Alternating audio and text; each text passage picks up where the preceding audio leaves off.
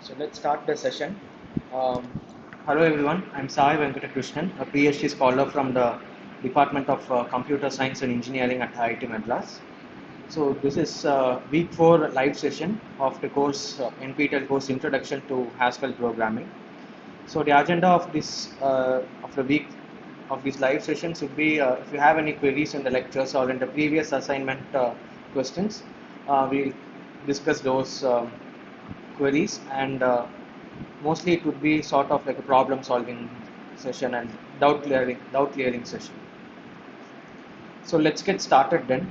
Um, Last week assignment 3 the deadline is over, so we can discuss those questions around 8 questions are there, I guess. So we can discuss those questions, and then we'll discuss about lazy evaluation and those related concepts, right? So before that, do you have any specific queries to ask?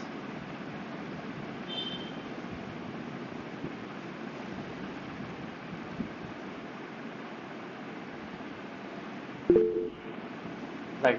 So let's get started then. Mm.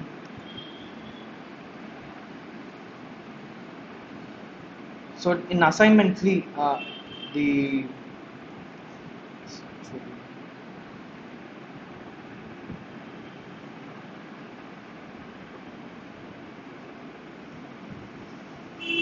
right.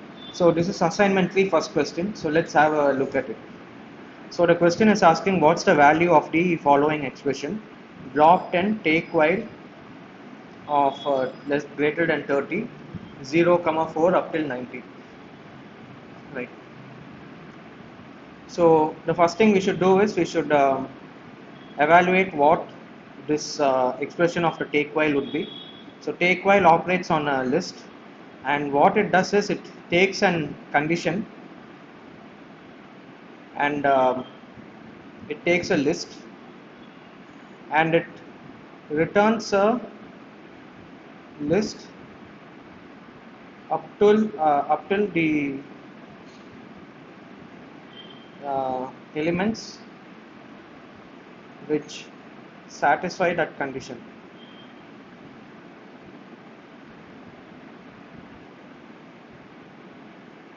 Right, so this is what take while does.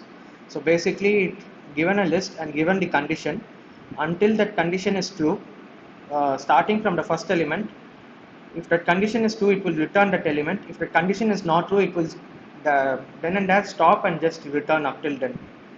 Right, so for example here we have this list which is given as 0, 4, 90. So this is an arithmetic progression, and the difference between two consecutive numbers is 4, right? So the list we'll get is 0, 4, 8, 12, 16, 20, 24, like that up till 90.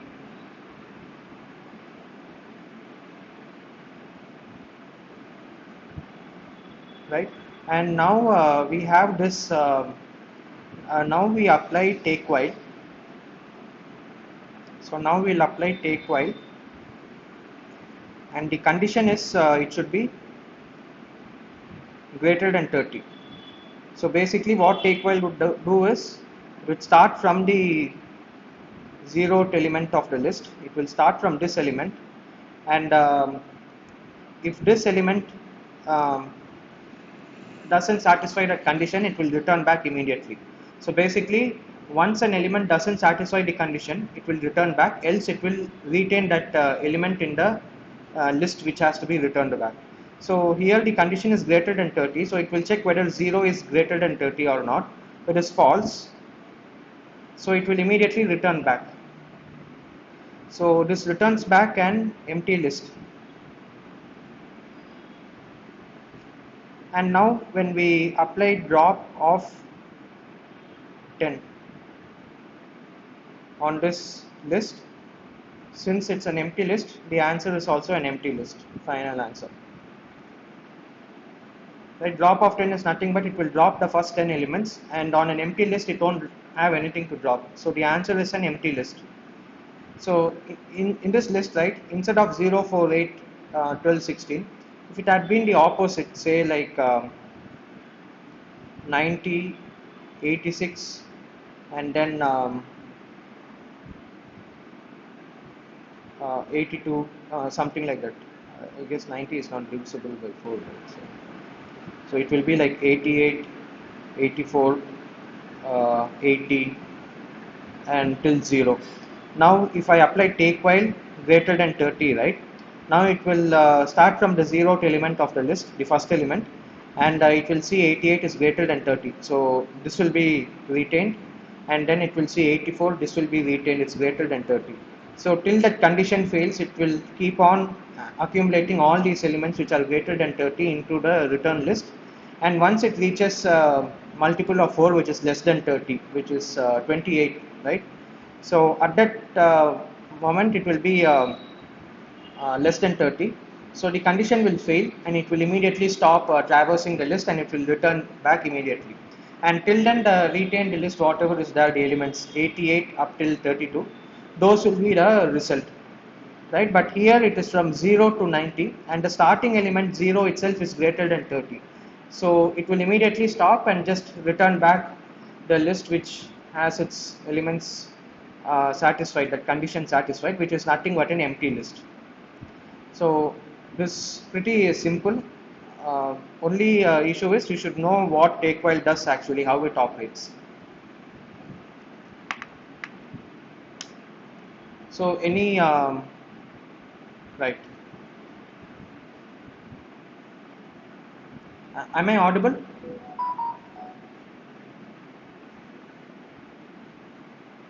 Okay.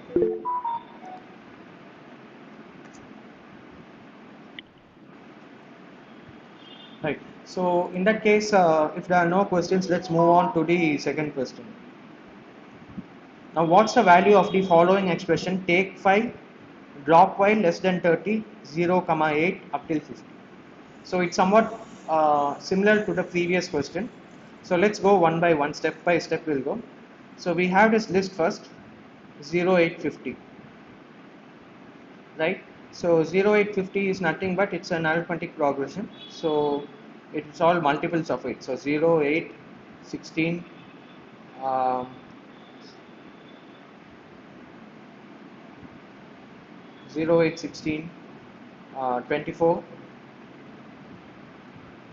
32, 40, 48. So this the list explicitly spelled out. And now we have this block while function. So this block while is similar to take while. Instead, what it will do is it has this condition, and it will have this list. Now what it will do is it will start from the starting element, and if this element is, if the condition is true, right, if the element is less than 30, it will keep on dropping. Once it reaches an element where that condition fails, it will stop and return back. And now that remaining list is what would the resultant is the result of drop while. So basically what it will do is, starting from the first element, it will apply this condition, apply the condition, and remove, and basically drops all elements, drops all elements where condition is true until it reaches an element where condition fails.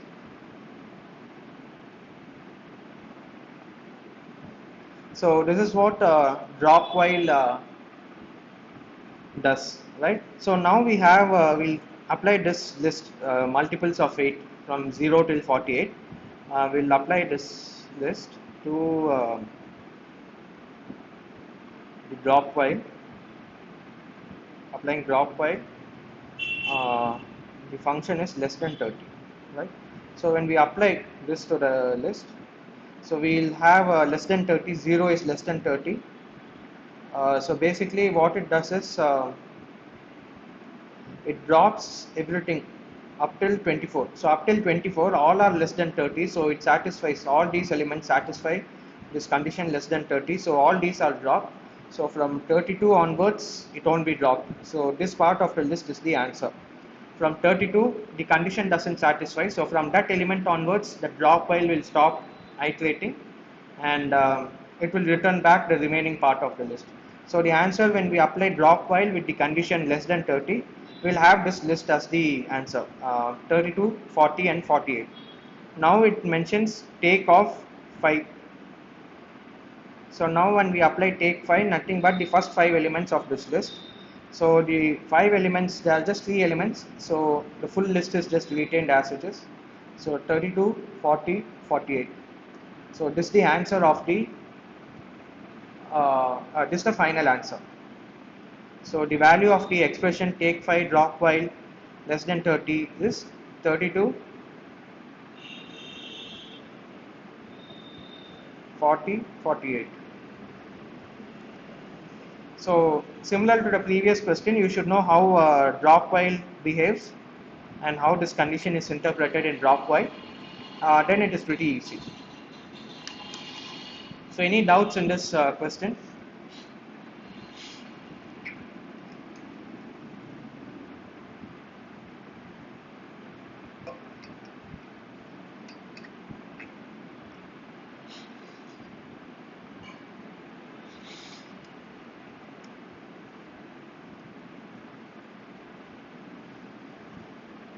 Okay, so Tyagarajan has asked, can the condition be a function like this upper given a list of characters? It can be, right? So less than 30 is sort of like takes two integers and it basically returns back a bool. So the final result should be a boolean, right? True or false, and based on that only it will know whether it satisfied a condition or not. This upper is basically you will retain just the, you will drop the uppercase characters, or you will retain just the first set of uppercase characters. So it will work.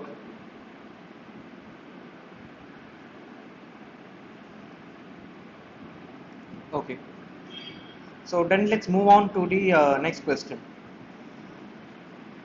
Okay. So what's the type of the following function f? Okay. So this is a pretty nice question. So we'll look at this. So the given function is f of, it takes xyz equal to map not dot y zip width. Okay, maybe I'll just shrink it and expand it. F of x y z equal to map of not dot y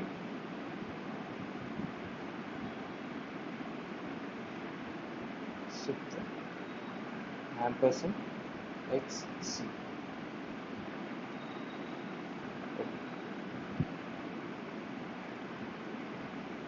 So this is the function f, and we are asked to find the type signature of f.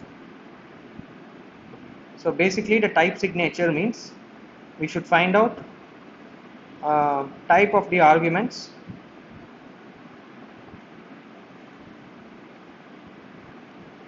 and type of result, right? So these are the types we should find out, and once we find out the type of arguments and type of result, then we'll get the type signature of this function, the type of the function, right? So now let's first find out what the arguments are. So we have 3 arguments, x, y and z. So let's find out one by one. What is x, right? So to find out what type an argument is, since Haskell is statically typed, you will have these type constraint rules everywhere. So if it's being used, so based on where that argument is being used, you can easily infer what the type of that argument can be. So for example, if I'm using x plus y, right? then I'm pretty sure that plus is sort of this addition operator. So x would be some floating point integer or, or a number, something like that. So that will be my inference. If it is say like x colon y, right? So this colon is the list construction operator.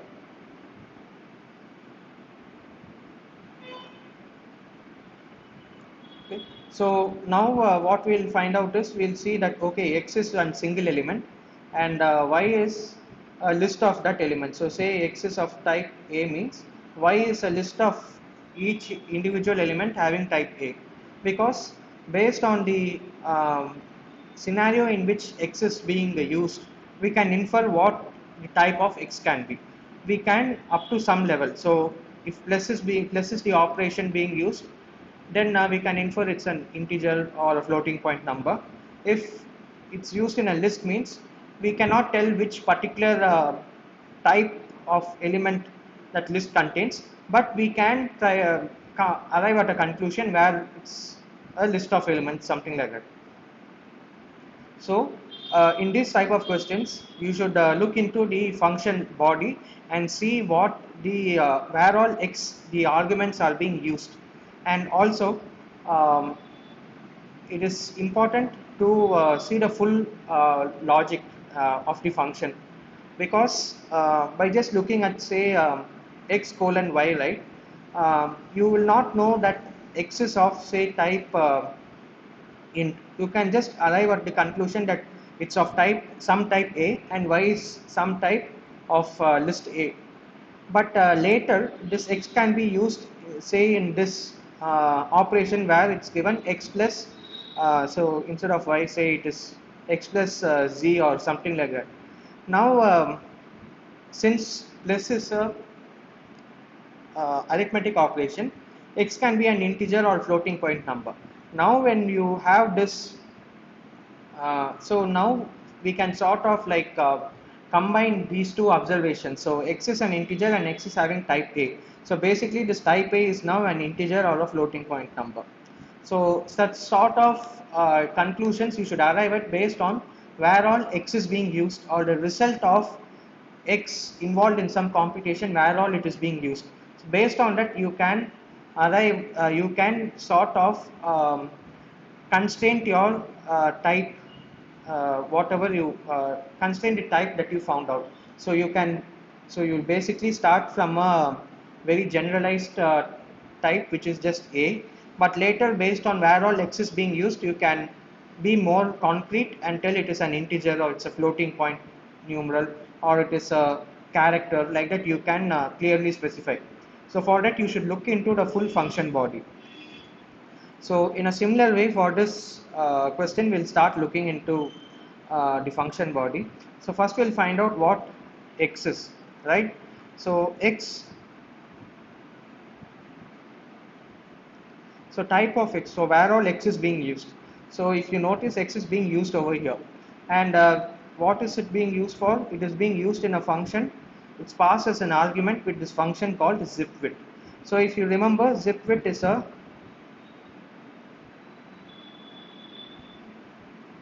function which takes three arguments. So one argument, the first argument is a function, and the second and third argument are list 1 and list 2.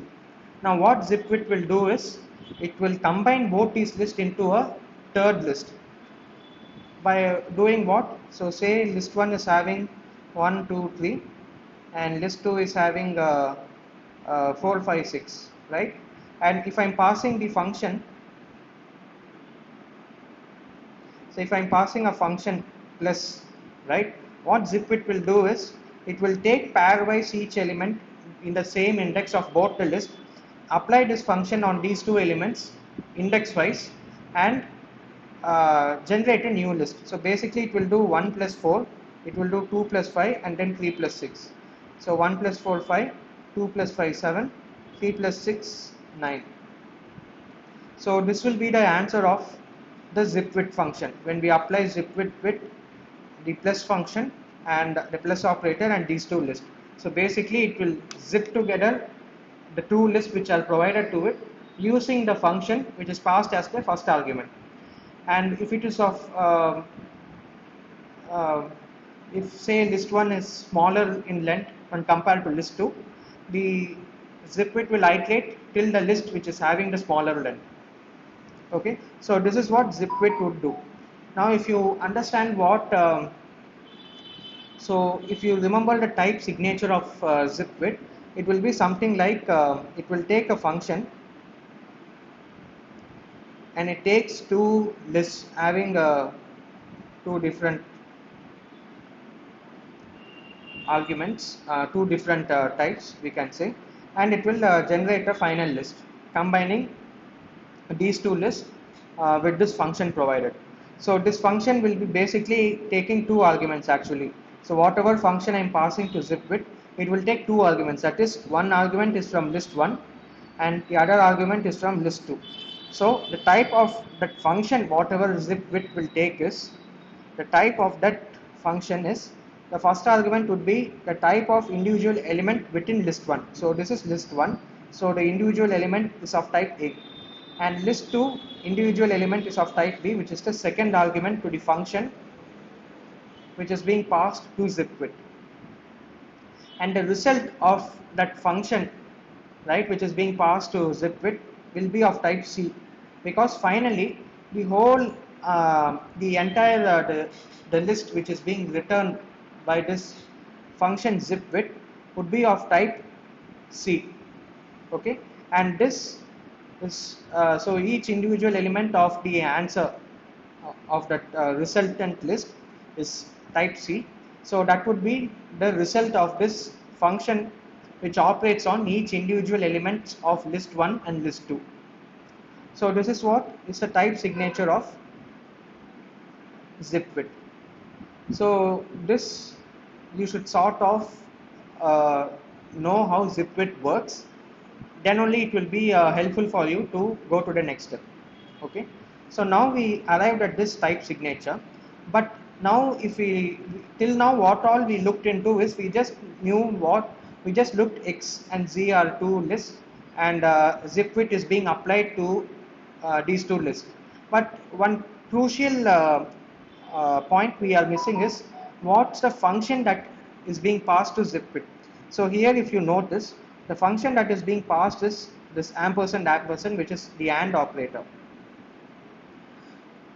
Okay, so basically this function is the AND operator, and now the AND operator, you will know for sure that it takes two Boolean arguments and it returns back a bool. So this is what the AND operator will do. Now we know zipwidth, the function passed to zipwidth is of this type signature A, B, C, but you know for sure that the AND operator function is having this type signature. So now if we can sort of concretize that type, saying this bool, this A is also bool, this is B, and this is C. So now basically what happens is list 1 is of type bool, list 2 is of type bool, and the resultant list is of also type bool, based on this constraint introduced by using this AND operation. So initially by looking at zipwidth and just these two lists, we arrived at sort of a generalized type where everything was in terms of the type variables A, B, C.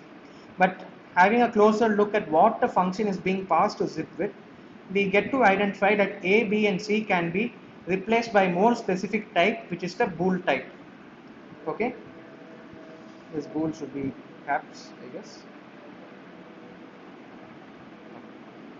So this is the bool type. So X is of list 1, the Z is list 1.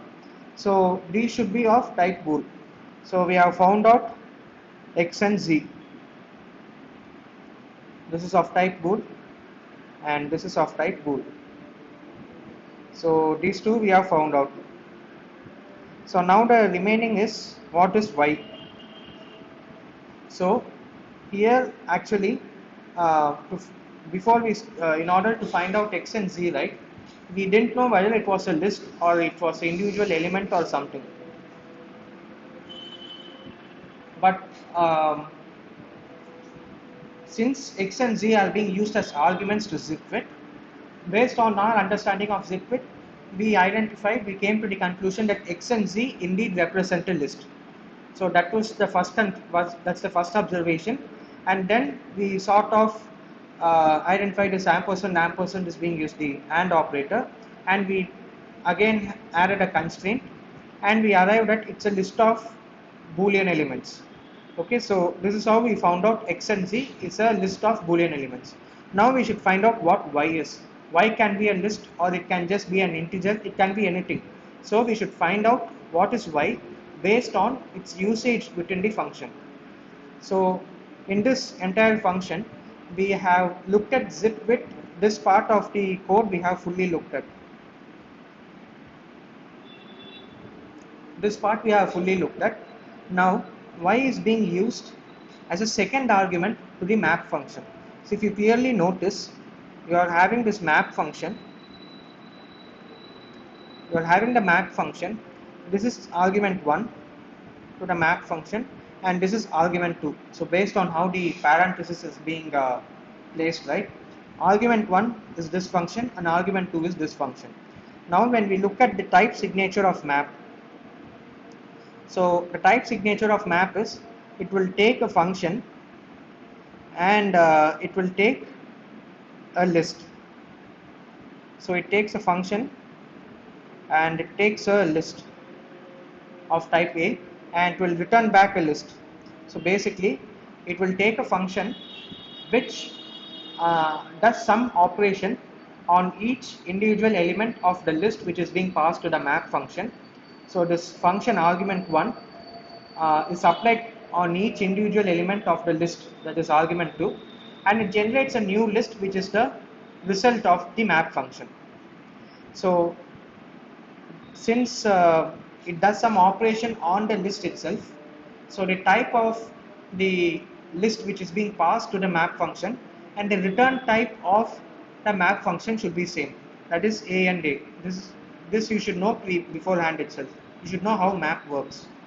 And now coming to the function type of the function which is being passed to the map function. This function basically acts on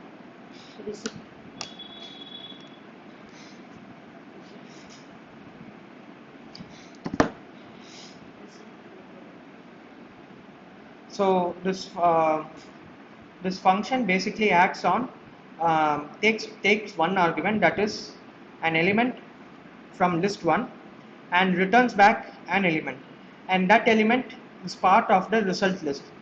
And we know for a fact that the type of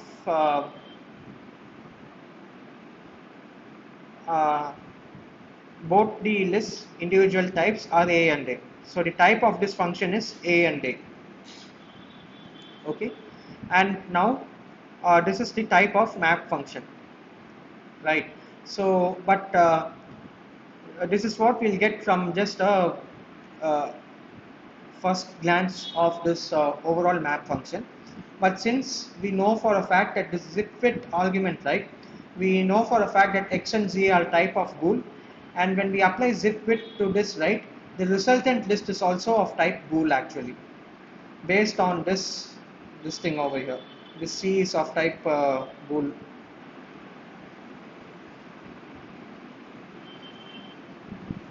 Right. So this argument is of type bool. So basically A equals bool.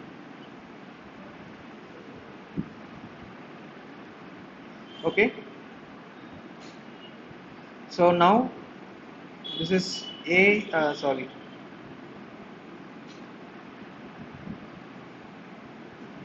So this is bool, and then bool. So this is the type of the map function, and so this is the function which is being passed to the map function, the argument 1. So now we see that y is actually part of this argument 1, and if you notice this the composition operator not dot y, and also if you notice over here, not is basically acts on boolean argument. So it basically takes a bool and it returns the not of that boolean value.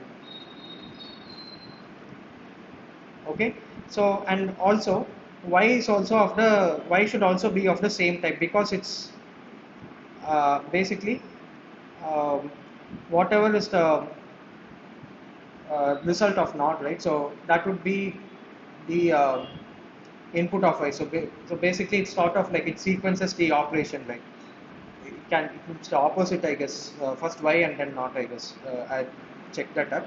So, but irrespective of that, not dot y is the function which is being passed, and it's of the same type signature. It should be of the same type signature that we derived at, which is it takes a boolean argument and returns back a bool. So the type of y is now, oops, type of y is now bool, and we get this thing. And so we found out what the type of arguments are. Now to find out the type of result, so what's the overall result of the map of the function f? So the function f is basically the result. So it first, the zipwit is the internal function. It's internally called as part of the argument to find out the argument, but the overall logic of this function f is basically the map. So whatever map returns, that's the return type of function f also. The return type of map is a list of boolean elements, so the return type is bool. So the final answer of f is, so the final answer is it takes an array x and then a function y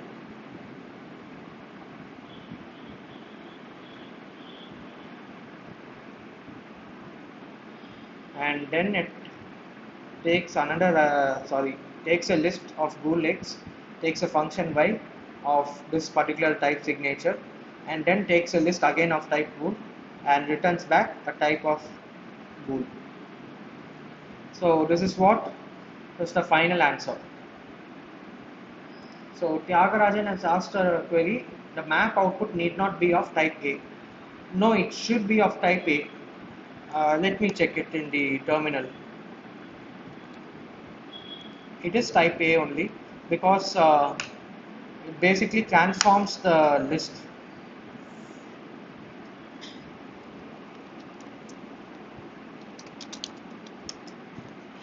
Oh, okay. It can be of a different type, sorry. Good observation, Tyagarajan. So it can be of a different type actually.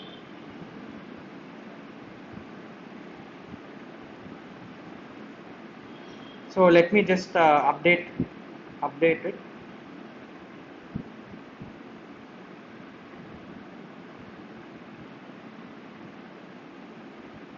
So just a small clarification. Right. So thanks for pointing that out, Tyagarajan. So basically what happens is this function um, okay, this function takes an element from the argument list which is of type A, and that we found out it is of the same type bool actually, and it will return back an element that will be the whose type which will be the resultant list. It will be part of the resultant list. And now in the map function, it may not be the same type, it can be of a different type also. It basically transforms the list into something else. So it can be a different type also, and that is of type B, let's assume. So we have found out the argument is of type bool, but the result type B we are yet to find out actually.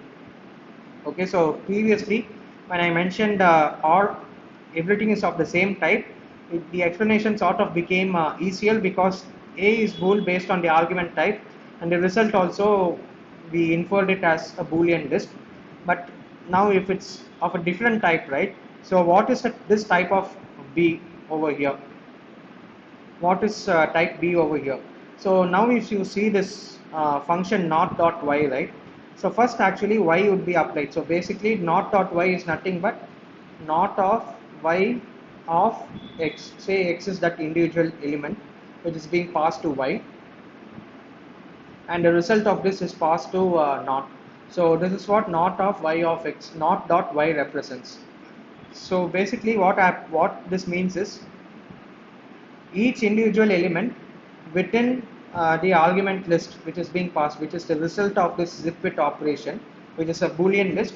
Each individual element of that boolean list would be passed to this function not dot y. So that is this element x. Okay, so that input of y is the individual element x. So input of y is actually a type bool. Okay, but what is the return type? Return type can be anything, right? But now is the constraint that the return value of y is being applied, is passed to this not function. The not function takes a bool and returns back a bool. So now the return type of y, we can infer that as a boolean.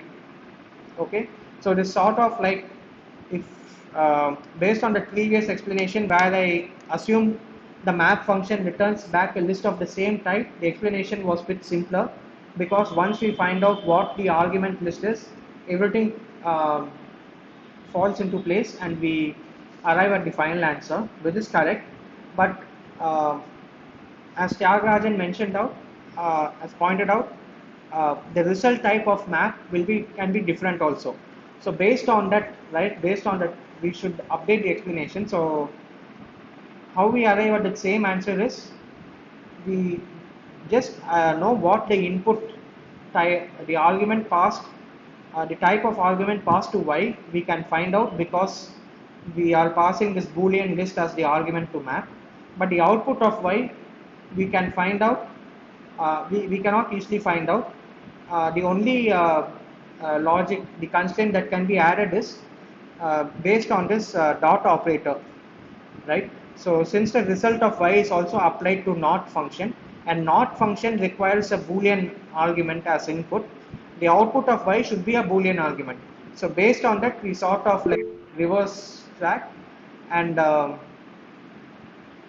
we uh, find out that y is also getting a boolean argument and returning back a boolean result.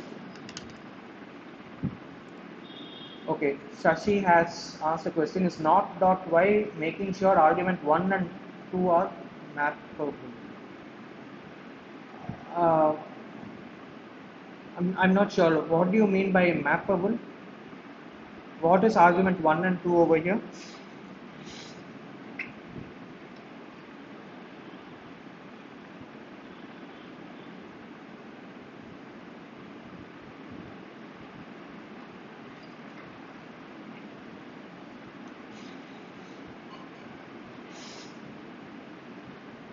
Shashi, can you be clear?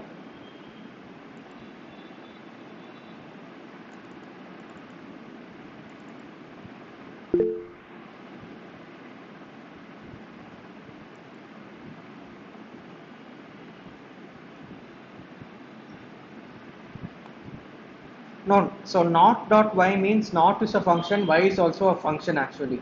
Because not dot y, this dot is sort of like a composition. So you first apply y, and result of that y is then passed as an argument to not.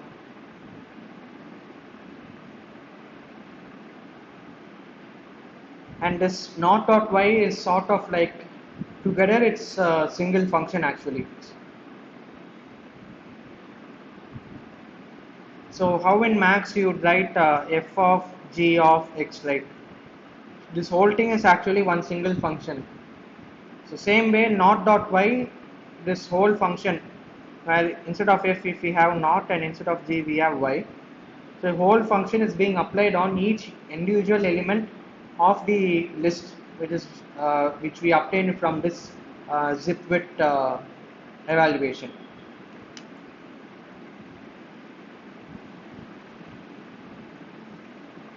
Right.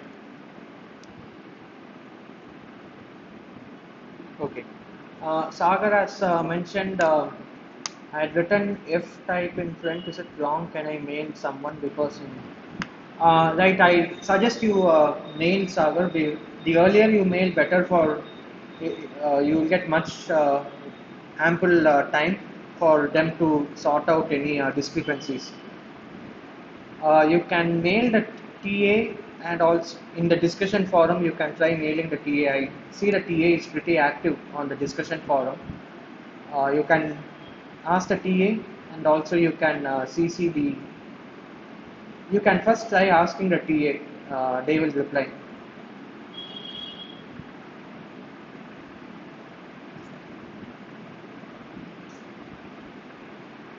Right. So, any other questions and any other queries in this third question?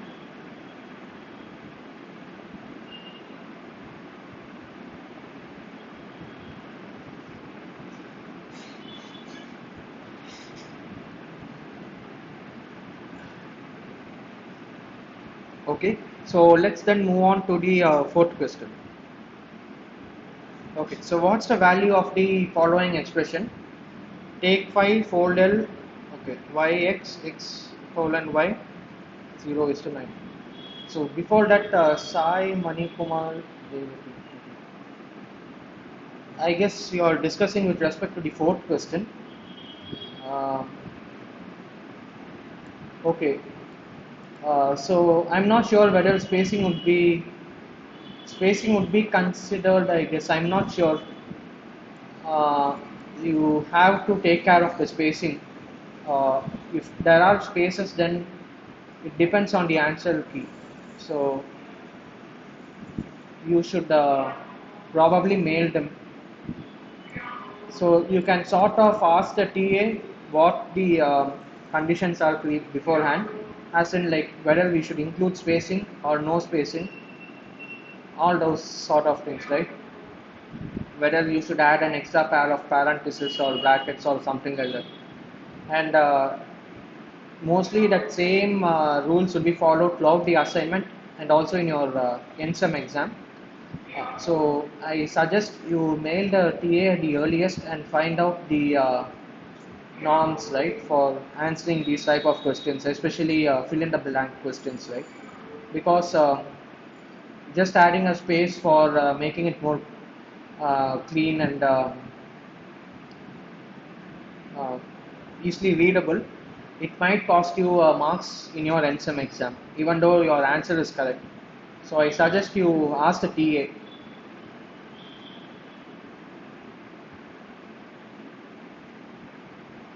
Right, even I remember spacing or extra brackets need not be are not required. So they the NPTEL forum. I'm not sure how the answers are being checked. Whether they evaluate the code itself and check. I'm not. I'm pretty sure that they won't evaluate the code because it's just like they'll give an expression and they'll just check for equality. So if you have spaces in between, it will sort of I guess. I'm not sure. It won't be. You won't get marks, I guess, if you add spaces. Because I tried one question and there was an extra space and it was mentioning as a wrong answer. So I suggest you ask the TA on the discussion forum and you follow that throughout your assignments and NSEM exam, whatever the TA specifies. Yes, the fill in the blanks are sort of an exact string match. So spaces will be a problem, right? Okay, so let's then start discussing question 4. So we have this question where we have to evaluate the expression take 5 fold L slash yx, okay, x colon y 0 is to 99.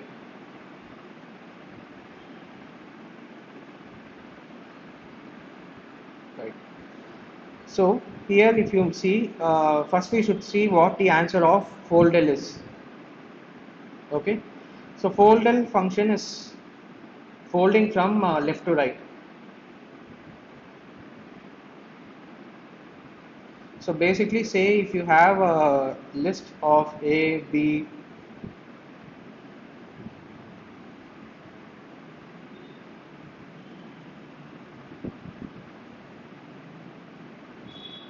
say if this is your list means, and you are having a function f, and you have an accumulator element, say z. Okay, so basically what happens is, so this will be the this is how your list would look like: 1, 2, 3, 4, 5, and then this empty list. So when you do that recursive definition of traversal of that list, right, you will finally reach an empty list. And when you do this fold left, what happens is it will basically start out from here. So 1, 2, 3, 4, 5, and it will be Z.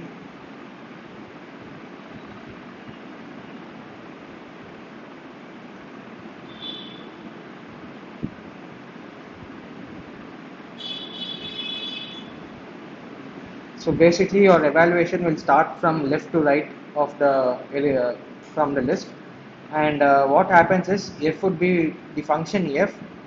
It will take two arguments, and two arguments would be the first argument being the accumulator, and the second argument would be um, this this element 1, and then the first element of the list, and the result of that would be the first argument to the next invocation of f, and the second argument of that next invocation of f would be the second element. So it would keep on going. Finally it reaches the empty list, where it will find the final answer, and this is the answer that you get on folding the list, applying f iteratively, starting from the left element to the rightmost element. And fold L is this L is because it basically does from the left side of the list to the right side. Okay, so this is what fold L does. And when you look at um, the um, the implementation of fold L,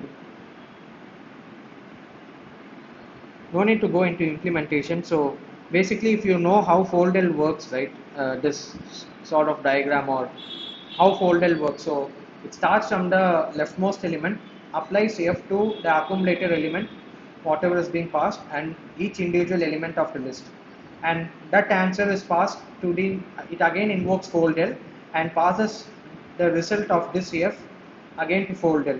So foldel will again invoke f, but this time the result which it got from the previous evaluation of f and the second element of list would be applied to this f function, and this would keep on going repeatedly. So this is how foldel goes about. Any doubt in how foldel works?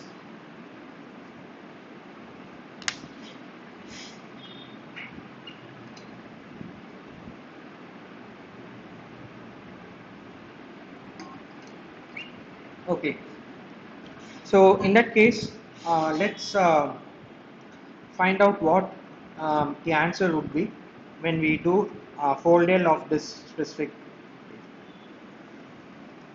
So we have foldel slash yx, okay, slash yx x colon y, and then okay, so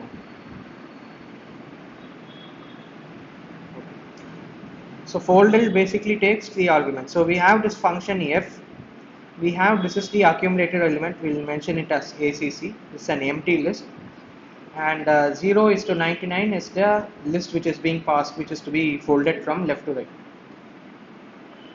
Okay, so f, the first argument to fy would always be the empty list, sorry, initially it would be the accumulator, right, and the second element is always the each individual element of the list. list element from 0 to index, right? So this is x always, and y is this accumulated element in the first iteration, and in the other iterations it would be the result of the previous result of this function f applied to the previous list element. So that would be the that result would be passed as argument y to the next invocation of f, and it will keep on going until it reaches the end of the list. Right. So now we have y, we have x. So now let's just start evaluating. Okay. So your list will just sort of 0, 1, 2, 3, 4, 5 up till 99. So basically 100 element list, right? And you have this sort of the anonymous function or lambda. So basically what it does is it takes two elements, okay, two arguments, y and x, the anonymous function, and the body it returns back a list. So the body of the function, the logic is it returns back a list. How do I tell it's a list? Because you have this list cons operator, okay, and this is of type something, okay, and this will be of type. So this is of this is x colon y. So basically what this means is we'll look at uh, so what this means is actually y is of type, y should be of type list, right? Because the cons operator, basically the type of the cons operator, when you look at the Haskell interpreter, right, when you the type of the cons operator, it's basically a, which is it takes a individual element of type a and it will add it to the head of the list, to the top element of the list, and return back the list along with this updated head. Okay, so this is what um, the cons operator does. So now the left hand side of the cons operator is of type A, and the right hand side is a list where each individual element is of type A. This is what you get. Okay, and okay, but notice that over here, the left hand side, you are mentioning not just x colon y, but you are mentioning x colon y, like this written square brackets. So this means you are treating this left hand side of the cons operator itself as a list. So what this means is A is now actually of type list. So when you replace this A with the type of list, right, the type of y, so A becomes of type list, right, and type of y is nothing but A, which is nothing but list within a list of lists. So that's what y is actually. So this individual A is actually a list type inside. The element itself is a list because the first argument to the cons operator x, we are enclosing that as a list and uh, treating it as an element. So the list into which this element is to be added on top should be a list of lists, actually a nested list. So till now, did you understand what this function does? So basically it gets the element, and like Sashi, I've raised your hand.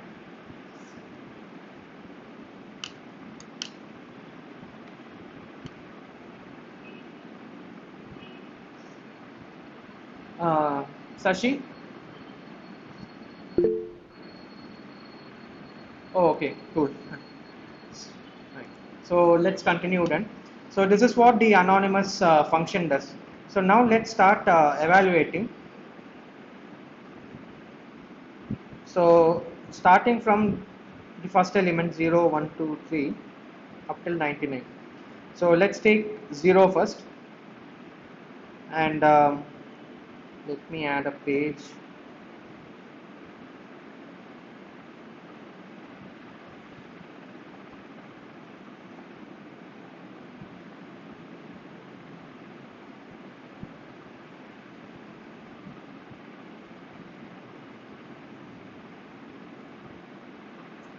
Okay.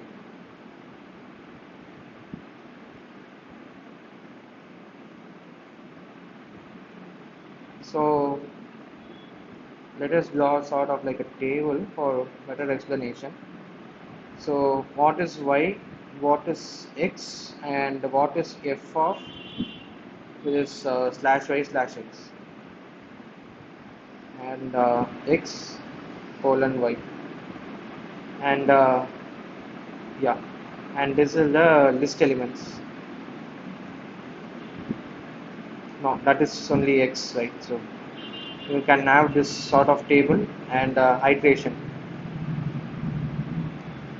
So first iteration, my element would be 0. So basically 0, 1, 2, 3 up till 99, right? So basically the first element is 0, and in the first iteration it is uh, the empty list, which is the accumulator which is being passed. Okay, so now what it basically does is it takes yx, it takes, so it basically does 0 colon this. So now the beauty is actually this is actually an empty list only. Okay, the right hand side, but uh, the empty list, it can be, excuse me, it can be an empty list of integers, it can be an empty list of characters, or it can be a empty list of list also, it can be anything, right? So that actually this cons operator knows, and based on the Haskell infers that this is an empty list of lists, because the left hand side of the cons operator, as we had mentioned before, discussed before, is actually a list. So this empty list transforms into a nested list, empty nested list. Okay, so one an iteration 1 with the accumulator as the empty list, and 0 element 0, you get what you get is, this is the answer. So list with element 0 is added on top of the nested list. So this is the answer you get. Now this is being passed as y in the next iteration.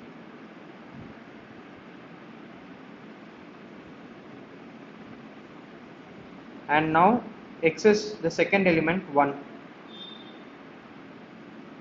X is second element 1. So now what it does is 1 colon 0. So basically it adds 1 on top of this. So 1, 0, and the whole thing is the nested list. And now this whole thing is passed in the third iteration as the accumulator. So it will be 1, 0, and now element is 2.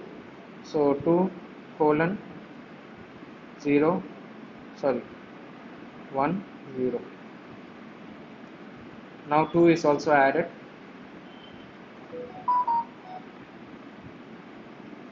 Right. So basically now in the fourth iteration it will be 4, 3 would be added like that. So basically what it does is, given this individual list, this list of numbers, right?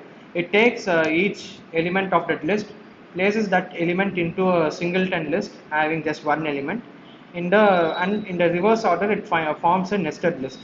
And if you keep on going in the same way, at the end of 100 iterations, it would be sort of like 99, 98, 97, like that, each within its own list, up till 0. The whole thing would be a nested list. So this is all your final answer would be. Sorry, this is the intermediate step that you get from fold L. Now we have to do this take 5. So take 5 is basically you take the first 5 elements of this list. So the 5 elements of this list would be 99, 98, 97, 96, 96 and 95.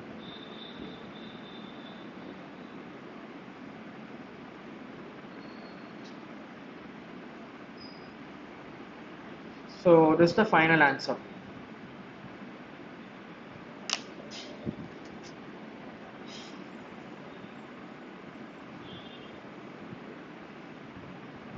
So any doubts in this question, how I executed fold L and how we arrived at the answer?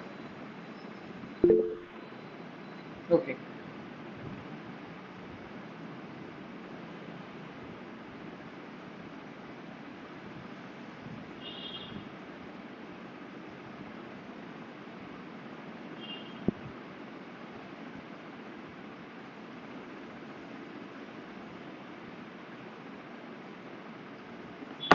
Right. So in that case, let's move on to the fifth question. Okay. In fold R, okay, we have a question. In fold R, the accumulator passed as the second argument.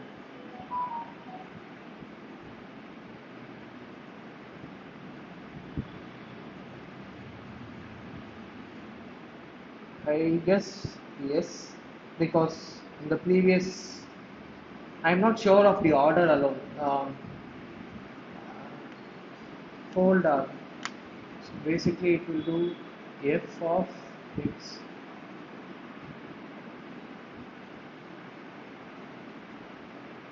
Right. You in folder, it's basically sort of like uh, f of x, that individual list element, and then the second argument is basically you invoke again folder and you pass the accumulator and the tail of the list, right? That is xs, right? So that's the second argument.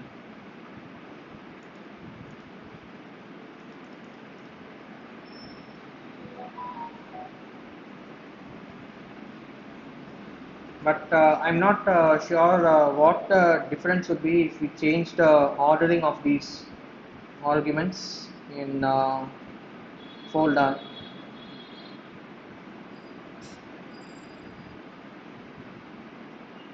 But if I recall, it's the second argument only in folder, the accumulator.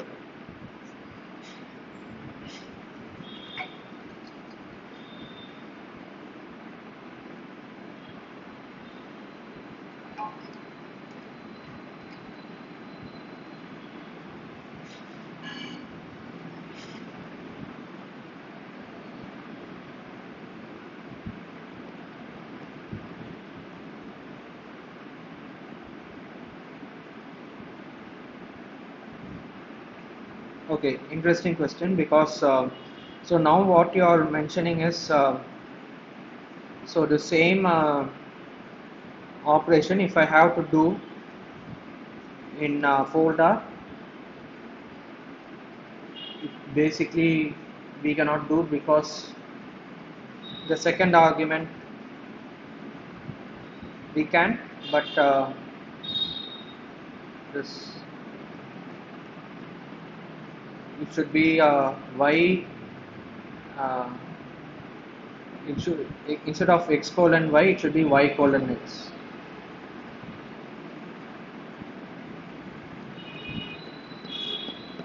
Let me have a look at what the argument order is in folder specifically, and how it matters. So one difference between fold L and fold R is it's accumulative in nature. Sorry, it's that cumulative property, right? As in, if you are doing this plus operation, whether you are folding from left to right or right to left, it's the same. But say if you take a division or subtraction, the answer would be different when you use fold L or fold R. That is one major difference that you should remember. So fold R is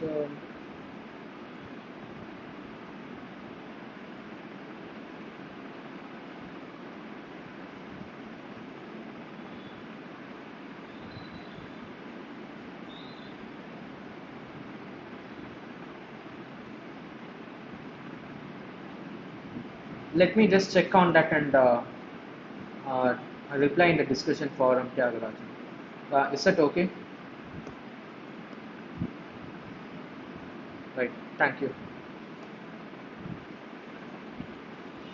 So, in that case, let's move on to the fifth question.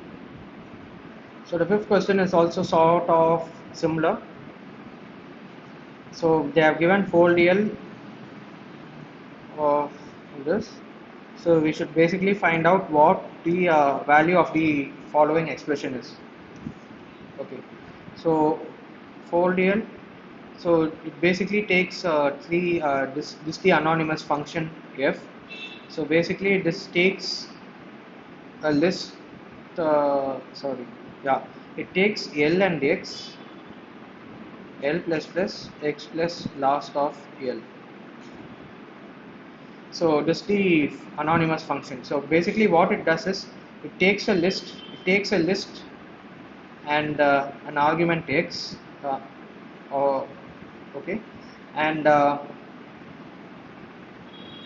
now it concatenates this list L over here. So what it does is it concatenates these L with another list where the element of that list is nothing but X, which is an individual element, plus last of L, that is the last element of the list which is being passed to it as argument, right? The sum of these two numbers is enclosed within a list, and now the original list with that sum is concatenated. So basically, that sum becomes the new tail of the resultant list, in other words. So this is the operation.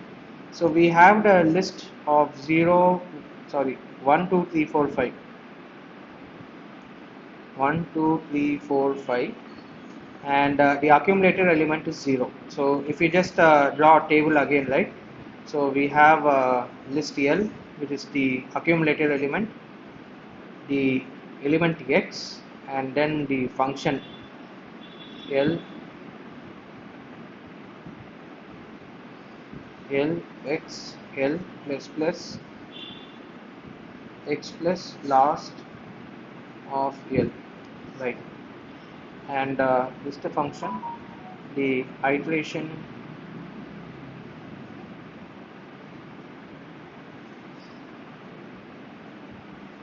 okay. So now in the first iteration, it takes the first element 1, the accumulator is 0. So now it passes this 0 within the list and element 1 to this anonymous function, and what it does is 0 plus plus X is 1, 1 plus last of L, there's just one element, so 1 plus 0. So it basically does 0 comma 1. Now this is the new accumulator 0 comma 1, and the second element is 2. So it does sorry,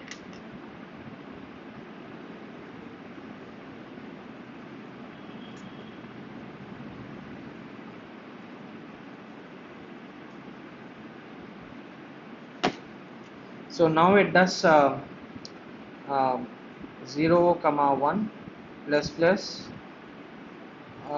X, which is 2, plus last of L is 1, so it is 3. So 0 comma 1 comma 3. So in the same way, if you just keep on going, so let's just do 3, 4 and 5.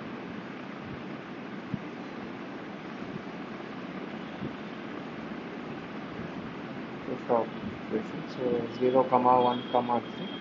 So if we now go 0 1 3 plus plus 3 plus 3, this is the last element, right? So it basically becomes 0 1 3 and then 6. So now 0 1 3 6 is the new accumulator, and 0 1 3 6 plus plus 4 plus 6, it is 10. So 0 1 3 6 10. So this becomes the new accumulator. So now 0 1 3 6 10 plus plus 5 plus 10 is the last element, right? So that is 15. So the answer is 0, 1, 3, 6, 10, 15. So this is the final answer of the value of the expression.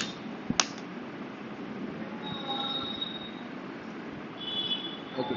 So any doubts in this question? So basically it is sort of similar to the previous question.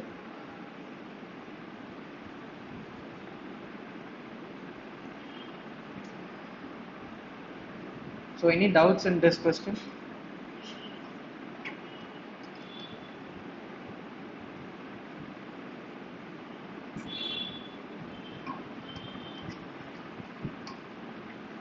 Okay. So then let's move on to the sixth question. So they have given an infinite list. So they have given an infinite list, and they have what's the position of the element 4 comma 4 in this infinite list. And remember, the list position starts with 0. Okay, so note this thing. Right. So now they have given this infinite list. Okay, I comma k minus I, and k runs all even numbers up till infinity, and I is from 0 till k. So basically how the list would get generated is, for every element of k, so say it is k is 0, right? Then k I from 0 up till k, all the list elements would be generated. So basically you are generating a list of tuples. Okay, so you will generate I comma k minus I, like that. And for k is 2, you will generate I 0, 1, 2. For k is 4, you will generate I 0, 1, 2, 3, 4, something like this. So this is the order in which your list would get generated. That is I comma k minus I. Using this formula, each element of your list, the tuple element, would be generated. So now they specifically want what's the position of 4 comma 4 in this infinite list. So since it's an infinite list, this solution should be sort of like workable, and only they'll be giving this question, right? So you should take that clue. So they want the element 4 comma 4. So basically I comma k minus I should be equivalent to 4 comma 4. So should be equivalent to 4. So the x element I is 4. There's no, it should just be equal. And now what should k be equal to is k minus I equal to 4. This y element, the second element, right? So we know I is equal to 4. So k minus 4, 4. So k equal to 8. So basically when k is 8 and my I becomes 4, my tuple would be I comma k minus I, and it will be like 4 comma 8 minus 4, 4. So this is what the list element is, and this will occur when k is 8 and I becomes 4. So at what position this, at what iteration this, in this list generation, would this combination pop up, right? That we should find out. So if you notice, for k is 0, I is goes from like 0 up till k, right? So for k is 0, there are like just one element, as in one value of I which is being generated. But for k equal to 2, three elements are being generated: 0, 1, and 2, right? So 2, 0 comma 2 minus 0, 1 comma 2 minus 1, 2 comma 2 minus 2, like that. So similarly for k equal to 4, I, for each value of I, the tuple gets generated between 0 till 4. So basically 5 elements are getting generated. And now for k equal to 6, your I value would range from 0, 1, 2, 3, 4, 5, 6. So basically 7 elements with 7 tuple elements are getting created for k equal to 6, because I ranges from 0 up till 6, 7 elements. Okay, now for k equal to 8, it will get generated from 0, 1, 2, 3, 4, 5, 6, 7, 8. Basically 9 elements are getting generated, but we are interested in this specific element, that is the fourth, that's the fifth element when k equal to 8. Okay, so to find out the index of this particular element 4 comma 4, just find out how many elements are generated previous to this specific element. So in this iteration there are like 4 elements which are getting created, and previous to that it is 7, 5, 3, 1. So basically 4, 5, 9, 7, 16. So 16 plus 4, 20. So previously 20 elements have been created before this element, right? And so this element 4 comma 4 is the 21st element of the list, and they are specifically asking for the index, right? So that is index is 28. It starts from 0. So the answer is 20.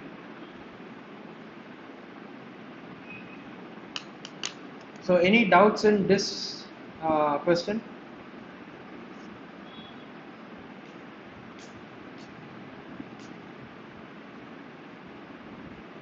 Okay. So in that case, so the only difficulty in this question is you should know what the syntax is, this list generation syntax, what it means, and how the lists are generated, right? You, it's so the first k is sort of the outer loop, and the inner generator is I. So this you should keep in mind, and you should generate your list, and it sort of like everything falls into place. And also you should sort of try to mathematically connect this formula, right? Like I comma k minus I to 4 comma 4, you should sort of equate it, and then only you will have you can find out, okay, at which element I should stop, right? So without doing that, without finding this element as in like I equal to 4 and k equal to 8, you will get this answer 4 comma 4. Without finding that, what the issue is, you will just blindly keep on generating your list up to some say 100 element or something, right? And you will waste your time. So instead of that, you can basically sort of find out I and k using by equating it with that specific element value, and then find out, try to arrive at the answer in a smart way to save time, right? So if no doubts are there, we'll move on to the seventh question. Okay, so seventh question is sort of similar. um, where does 2 comma 3 occur in the following infinite list? So the list is same only, and they have given here, they have given multiple choices. Does not occur, position 10, 18 and 5. So we should find out which of the following is correct. So given this MCQ, right, it's sort of like easy for you, because you know up till the max you should go up till the 18th element to find out whether it's indeed the 18th element or 10th or the 5th element, right? So let's see. The easy way to do, the naive way is you should generate all the elements of your list as we did previously, right? For k equal to 0, I from 0 to 0. For k equal to 2, I is 0, 1, 2. Like that, you should keep on generating every tuple element in that list, and see whether it up till the 18th element, and see whether 2 comma 3 occurs. That's the naive way. The easy way is, if you notice, I comma k minus I should be equal to 2 comma 3. So basically I equal to 2 and k minus I equal to 3. But we know I is 2, so k minus 2 equal to 3 and k equal to 5. Okay, but this over here cannot occur, because if you notice the list generation of k, right, it's an arithmetic progression where it's all even numbers, 0, 2, 4, 6, 8. There is no chance of k being an odd number, and here we want k equal to 5, which is not possible. So this element 2 comma 3 would not occur. So the answer is does not occur, because k equal to 5 is not possible. Based on this, condition of this list generation, right, where only even numbers are generated, we arrive at the conclusion that the element 2 comma 3 does not occur. So this is the final answer, option A.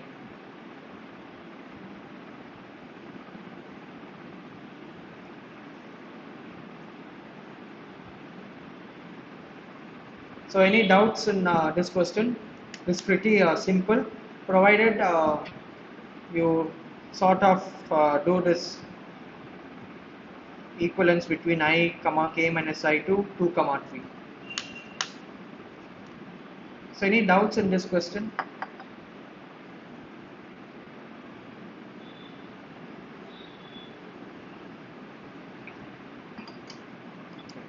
Thanks Sagar, thanks Ashif. So let's move on to the 8th question. Right. So consider the following definition of the function myRepeat, and they have given this function, and what's the most general type for the argument if they have been asked. So they are not asking for type of the function myRepeat. Instead they are worried about what's the type of this function f, and they have given the options. So one thing in this type signature questions, right, if they have not given options, then you should not just mention a something like this as a type signature. You can mention, but you should make sure that we saw in one of the previous questions, right, like there was this AND operation and then NOT operation and all those stuff. So when you have these sort of specific operators in the function logic, this A and A you can make it more concrete and more specific, and it can be like int or bool, char, it can be like more specific. But so follow this when it's sort of fill in the blank choice, fill in the blank type of question. But if they have given the options and they are just asking for like, if you have a look at the options, if it's just like A and A, right, you need not go and make it more specific.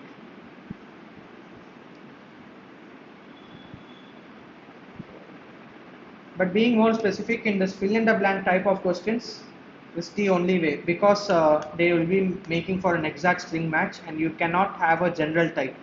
If they are using a NOT operation, you should make it as a bool type and then be more specific in your type signature.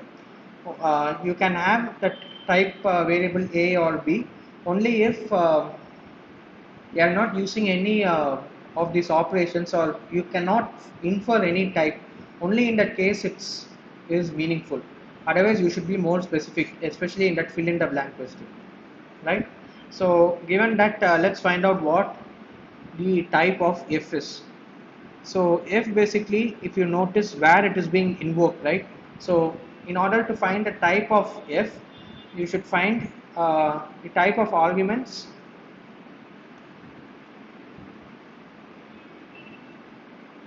and type of the result.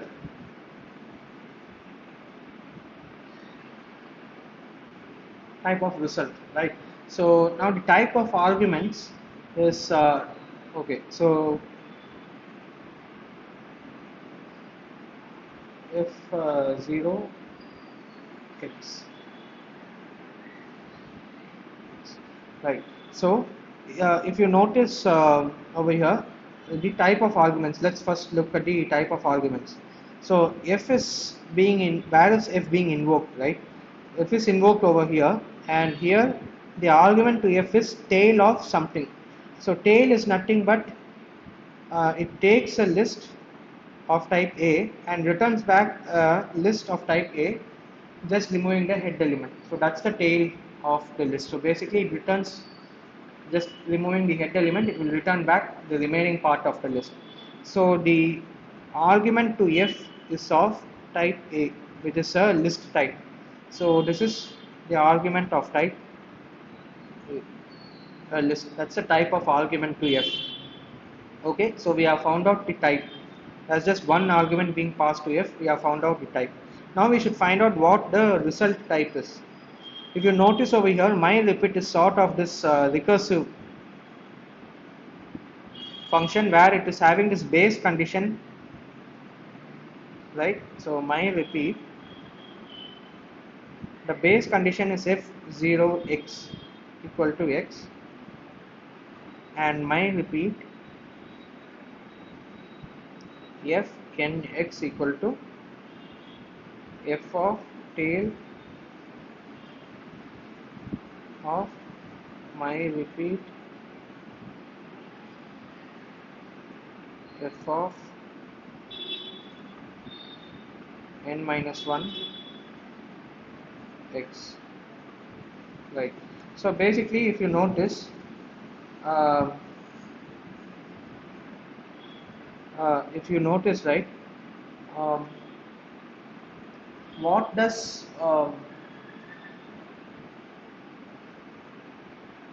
f of my repeat, so my repeat calls repeat, f calls my repeat, and then right. So this is sort of like a recursive call, right? So basically what happens is, say you have my repeat f 10x, right? So what happens is this gets expanded as following. So f of tail of my repeat f of 9x,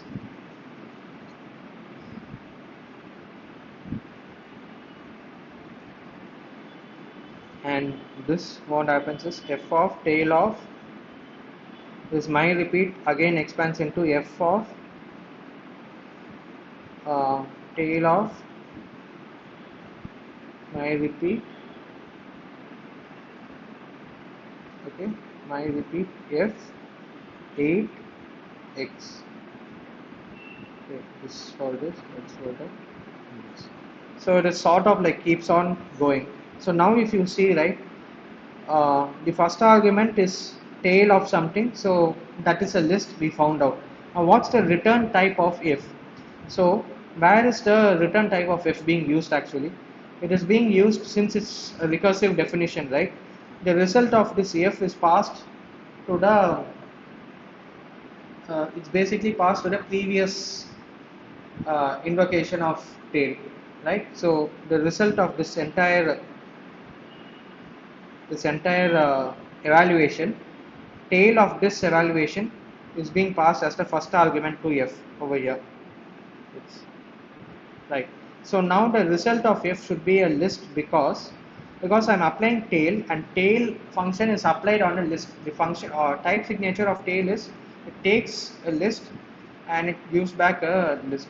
So the input argument type of tail should be a list, and what this input argument is, it's nothing but the result of applying this f function on a further invocation of this my repeat, right, the recursive invocation, and that's the result of f is the argument to the previous invocation, and it's passed to this tail function. So what's the result of if? You have this constraint that it is being passed as an input to the tail function. So it is also, we should have this equality constraint. So it is also of type, list of type A, where each individual element is of type A and it's list of elements of type A. So this is the result type. So the result type also we found out. So out of the four options, we have option C as the correct option, which is it takes a list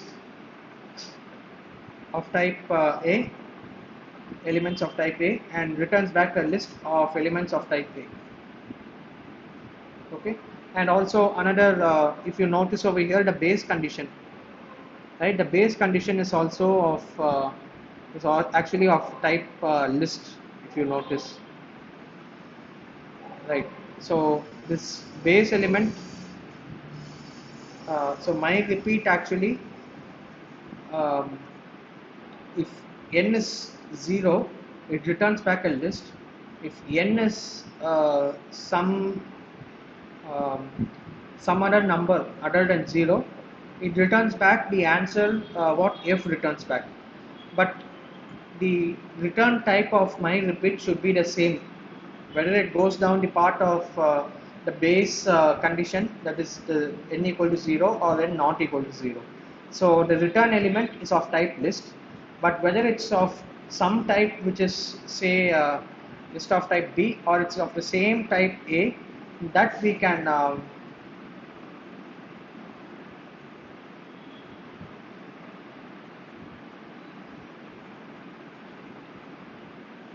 that is sort of like clear, like if we sort of like go through this example. So any doubts in this question?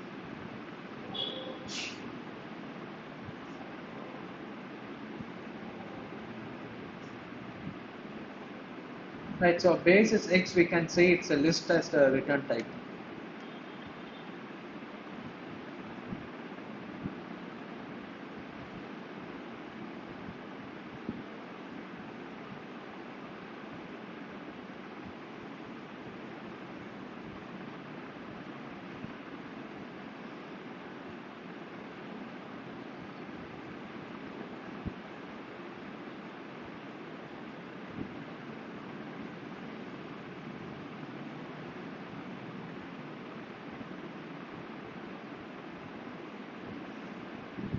Yes, the base is, yeah, the base condition is for my repeat, but the result of F is the same as the result of my repeat, right? The result type. The evaluation is obviously different, but seeing it from the type inference, right? From that viewpoint, the resultant type of F is what my repeat finally gives back, right? That's the result of my repeat. So basically, like if you say have some function, um, say some recursive function, um, foo, right? And that's a base condition. The base condition returns back a list, and which is say n equal to 0. When n not equal to 0, say it returns back just an integer. This won't be allowed in Haskell,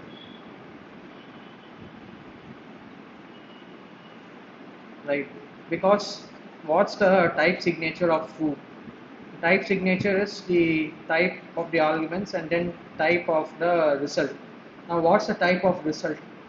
The type of result should be same irrespective of what your base condition or this non-base condition is. So it should be either the same integer or the same list of some specific type, like that. It cannot be changed. It cannot be different. So that's what I meant. This looking at the base condition also, it's a list of some right. We can say it's a list by seeing at the base condition also.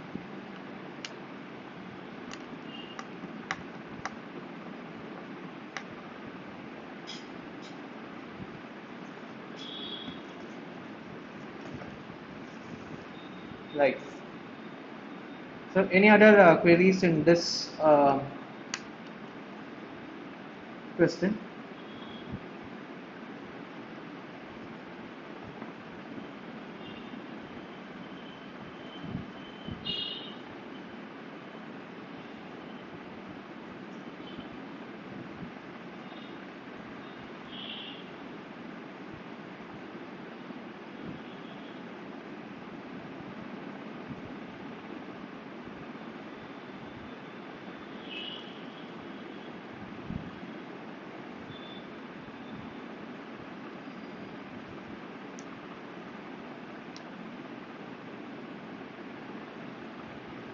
Yes, it's obvious to use the base case, right? Yeah, just for the whole explanation purpose, I just expanded the recursive call to make it more clear. But the easy way is you can just infer from the base case itself. But one thing to note is if you just infer from the base case, right? What would you assign the result type? So here, let's say the argument is of type A, and here it's a list of X, right? It can be say argument of type B also. So then, shouldn't it be like A and B instead of A and A? Shouldn't be A and B. So this sort of like would become clear when you look at the recursive call definition, because in this, right, the result, so assuming the argument to F is of type A, right? So that is the argument to type F. Uh, so the argument to type F is, if it's A means, then argument type uh, the result of type tail is also is of this type A, and tail argument is of type A. So basically it means this result of F should also be of the same type A. So this confusion is sort of cleared out if you look into the recursive call. If you just look into the base condition, right, you can infer it's a list, but it, for me it was confusing whether it is of the same type A or it's of type B, a different type B, because they have not mentioned anything with respect to the type of X, right? So that was slightly confusing. So the key part is they are using the tail function, which sort of maintains the same type for the argument as well as the result.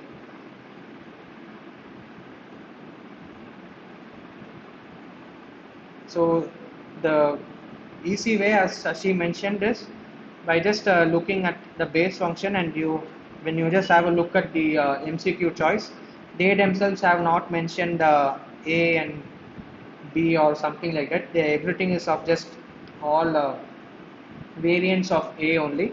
So you can easily come to the conclusion that C is correct.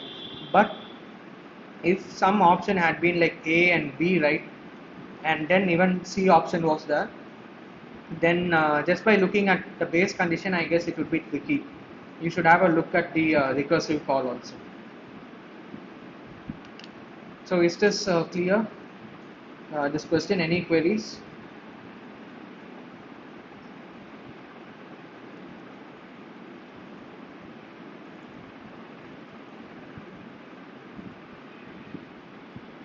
Right. So in that case, that's the end of the previous week assignment. There are 10 more minutes. Uh, do you have any other queries or anything?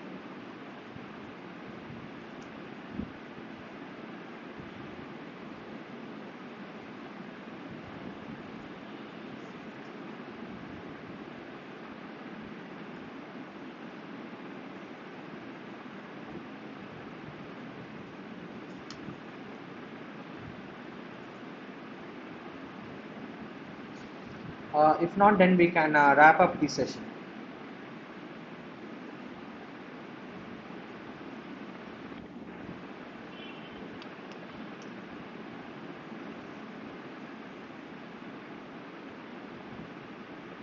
Any other queries?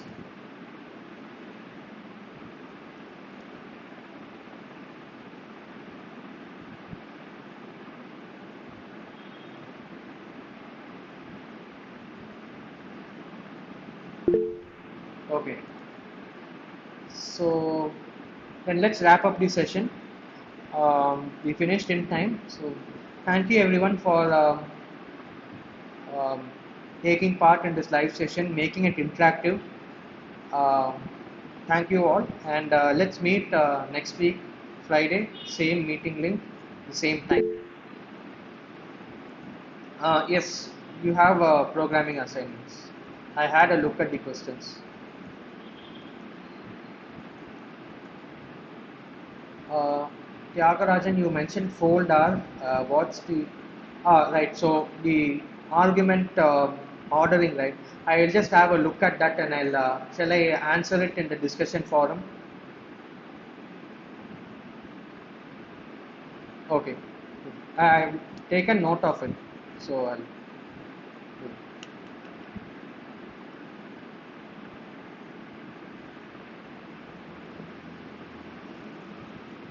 Okay. So in that case, if there are no more questions,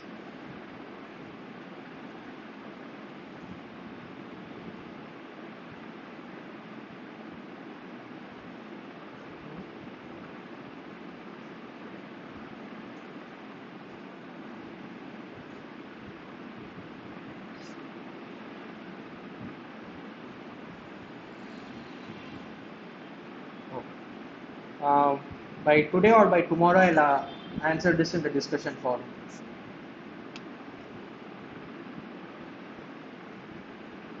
Okay. So if there are no more questions, then we can wrap up the session. Thank you so much. Uh, let's uh, meet next week.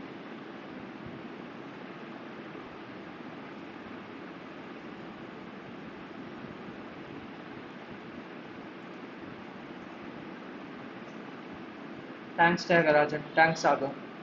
Thanks, Sashi. Okay. See you next session. Take care.